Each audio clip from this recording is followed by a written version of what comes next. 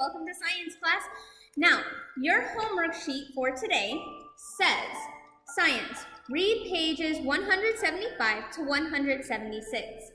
Your homework sheet for Monday says, science, homework, read pages 175 through 176. Do comprehension check 8.2 on 177. It is not a mistake. It is not a mistake that you needed to read these pages again. So if you did not read pages 175 through 176 before watching this video, stop your video, go read your pages. Okay, now that you've read your pages, please get out a blank piece of paper and a pencil. Put science homework quiz at the top. Put your name on this side, la fecha on this side, and number your paper 1 through 5. I think. Yes, 1 through 5. Okay. Please make sure you are ready for this homework quiz by putting everything away. You should only have out, I said to use a pencil. Please use a blue or black pen. A blue or black pen to answer the following questions. You only need to write the answers. Please use a complete sentence. If you need any of the following questions repeated, please rewind your video. Are you ready? Let's go. Number 1. Which underwater area is along the edges of the continents? Which underwater area is along the edges of the continents? Number 2. Which underwater area contains no plant life? Which underwater area contains no plant life? Number 3. Which underwater area has trenches at its base? Which underwater area has trenches at its base? Number 4. Which underwater area contains oil fields? Which underwater area contains oil fields? And number 5. Which underwater area is home to most marine life? Which underwater area is home to most marine life? Okay, that is your homework quiz for today. Please make sure you have a parent or somebody who is at home with you sign that paper immediately. If nobody is home with you at this moment, make sure the first adult who walks into your house is able to sign your paper. Okay, now let's review your reading from Monday and today. Okay, we learned that oceanographers are scientists who study the oceans. Okay, we learned on Monday that Matthew Maury was one of the first oceanographers. In fact, his work led to the discovery of the new science that we call oceanography. Okay, the land beneath the waves, the land beneath the water is divided into 3 main areas. Okay, we have the continental shelf, the continental slope, and the ocean floor. All right, we learned many things about the continental shelf, the continental slope, okay? But most importantly, let's look right here in your book, okay? So we have a continent here, then we have, notice it goes down gradually, and then it drops off. We have a trench, that's what a trench is. And then we have the ocean floor, okay? Then right here we have an oceanic ridge. There's an underwater volcano. Then we have volcanic islands. Continental slope again. Okay, this is a trench. It goes phew, Then we have a continental slope, a continental shelf, and then a continent again. Okay, so we read that there is a difference between trenches and continental slopes. The trench is like the valley inside the ocean. Okay, it is a valley. It's like a Grand Canyon, but inside the ocean. Did you know that there are trenches that are canyons inside the ocean that make the Grand Canyon look teeny tiny? Yes, there are. Okay, now, I'm not going to go very detailed into what our video is today because I don't want you to listen to the answers to your homework quiz. Okay? All right, but what I can tell you is that at the base of a continental slope, there are trenches. The trenches are the deepest part of the ocean. The deepest known spot in the ocean is the Marina Trench. If you did not have that in your notes already, you need to have that in your notes now. The deepest spot in the ocean is the Marina Trench. It is near the island of Guam in the Pacific Ocean.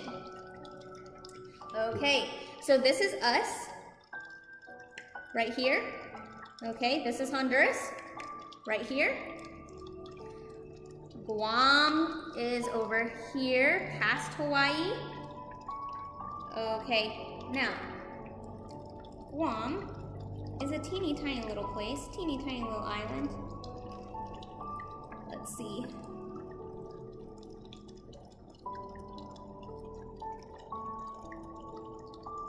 Here's the Tasman Sea.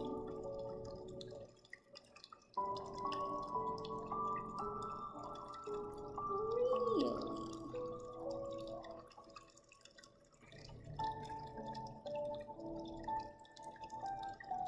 1 minute.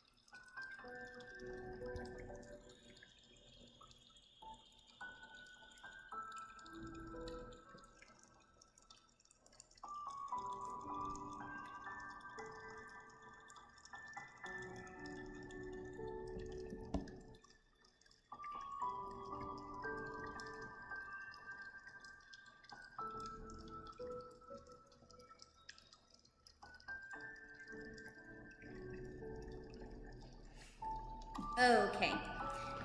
After much research, no. After searching, well, because these words are teeny tiny. Okay, so, once again, here we are, right here, this teeny tiny little dot on the map, on the globe. We go through the coast of Honduras, through the Pacific Ocean. We get, down here is Australia. Up here is China, and then we have North and South Korea, Japan, and here we have New Guinea, okay? And then look here. In between Australia and Japan, we have a stream of islands right here that are very little. Can you see that? Is that focused? There we go, it's a little bit better. Okay, we have a stream of islands that are very little called the Mariana Islands, okay? And this last little guy down here, that is Guam. And then we have the Mariana Trench right around there in Guam, this whole space. So that right there would be the deepest part of the ocean, out of all the oceans. the deepest part of the ocean is in Guam. Oh, I missed it. Guam. Okay? The Mariana Trench. Okay? If you place the tallest mountain in the world, Mount Everest, at the bottom of the Mariana Trench, the Mariana Trench would still continue to go for another 1.5 miles. That's how deep it is. And it makes the Grand Canyon look like a crack in the sidewalk. Okay? It's so big. Okay. Now, almost all fish that are caught for us to eat out of the ocean are found in continental shelves. Okay? So we talked about a trench, which is a valley, a canyon inside the ocean. Then we have the continental shelf. Okay? A number of fascinating fish that are caught for fun, for sporting events, for competitions. They also live in the waters above the continental shelves. Okay? Over 1 million tons of herring, that's a type of fish. Wait. Herring, number 1, this is a herring. They are caught every year in the North Atlantic and North Pacific Oceans. Herring is one of the world's most important food fishes. It feeds so many people around the world. Nearly 4 million tons of mackerel, right here, number 2, mackerel, okay, are caught each year in America, Canada, and European waters, okay? American, Canadian, and European waters, there we go. The mackerel's blue-green, white, silvery body, okay, it makes it a very beautiful fish. Even though we catch a lot of them, they're quite beautiful, okay? And then, the last fish that we talked about would be the cod. The cod, okay? They are caught for their meat, but most importantly, do you see that there's bold words there? That would be a good thing to have in your notes. They are caught for the oil in their liver, okay? It is very high in vitamins A and D, okay? It makes it a good fish to harvest for those vitamins. Flounder would be this guy right here. Flounder, they are a flat fish. That would be a good thing to write down. They are flat fish because they have both of their eyes on the same side of their head. Can you imagine if you had one eye here and one eye here? Oh, no, thank you. I prefer my eyes on the front of my face. Okay, but most fish, they have one eye on each side of their head, right? Not a flounder. They have 2 eyes on the same side of their head, and therefore they are considered a flat fish. Okay? They prefer to live along the shores or on the bottoms of sandy bays, okay, where their camouflage, look, it really blends in with its surroundings, with the floor, so it makes for a good camouflage. That's why they like to stay in those sandy bay areas, haha, sandy bay, because it allows them to blend in, to be camouflaged with their surroundings, okay? Then we have a halibut right here, which is a cold water fish. It is part of the flounder group because it is also a flat fish. It's got 2 eyes on the same side of its head, okay? So a calicut is also Calicut. That's a city in India. Okay, the halibut is a cold water flatfish, okay? So it likes to live in the cold waters. Flounders like to be in warm waters, okay? And then we have salmon. S-A-L-M-O-N, salmon. These guys right here. They are very, very unique because salmon can go from the salty ocean waters and then they can transfer and go into fresh spring waters. What? How cool is that? If any other fish tried to do that, they wouldn't make it. They would die. Poor little fish. But you know what? God created the salmon to be extra unique because that is where they spawn. spawn means to lay eggs. If you did not have that written down, you need to have it in your notes, people. Okay, so the flounders, that's this fish. The salmon, they live their adult lives in the ocean, but when they are ready to spawn or to lay their eggs, they go back to where they were born in the fresh water of a stream or a river, wherever they were born. Okay? All right, then we need to go over your homework questions. So let's go over your homework questions for 8.1 first. Then we will go over your homework questions for 8.2. 8.1, are you ready? Pause your video if you're not. Go get your homework from yesterday, or from Monday rather. Ready? Number 1. How did Matthew Maury know that there must be paths of the seas? Matthew Maury knew that there were paths of the seas because he read Psalm chapter 8. Number 2. Describe the way in which currents circulate water through the ocean. Winds cause the currents to move. Okay, so winds, they cause the currents, the waters to move, and it circulates warm water from the equator up and down to the north and south poles, and that gets cold water and it pushes it toward the equator, and it's currently, constantly moving the water, okay? Number 3, name 2 currents that we talked about. We talked about the Gulf Stream current and the Humboldt current. The Gulf Stream current goes from the equator. The Gulf Stream current goes this way, and the Humboldt current goes this way. Okay? All right. Then, number 4, what happens when a current changes? Well, we read that on this part of our page. What happens when a current changes? It affects the ocean's creatures, like the plankton we talked about, they die. And then because the plankton die, the fish die. And because the fish die, the people cannot fish for food. And they don't die, but they suffer a little bit, okay? So that is how it can affect and make many changes. Then you needed to do your comprehension check 8.2. You had 3 questions where you needed to define continental shelf and trench. A continental shelf is an area of land along the edges of the continents that is under the water. This is number 1. A trench is the deepest part of the oceans, which is located at the base of a continental slope. Then number 2, in which of the 3 main areas of the ocean would you find most marine life and why? You would find most marine life on the continental shelf because the water is shallow, that means short, shallow enough for sunlight to get through the water so that plants are able to live and feed the smaller fish that the large fish like to eat. And then number 3, which fish migrates from salt water to fresh water in order to spawn or to lay eggs? And that would be the salmon.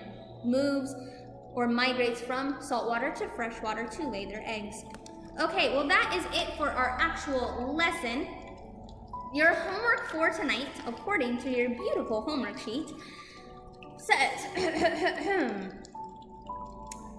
do bird flashcard number 11. This is due on Friday. Follow directions in the video.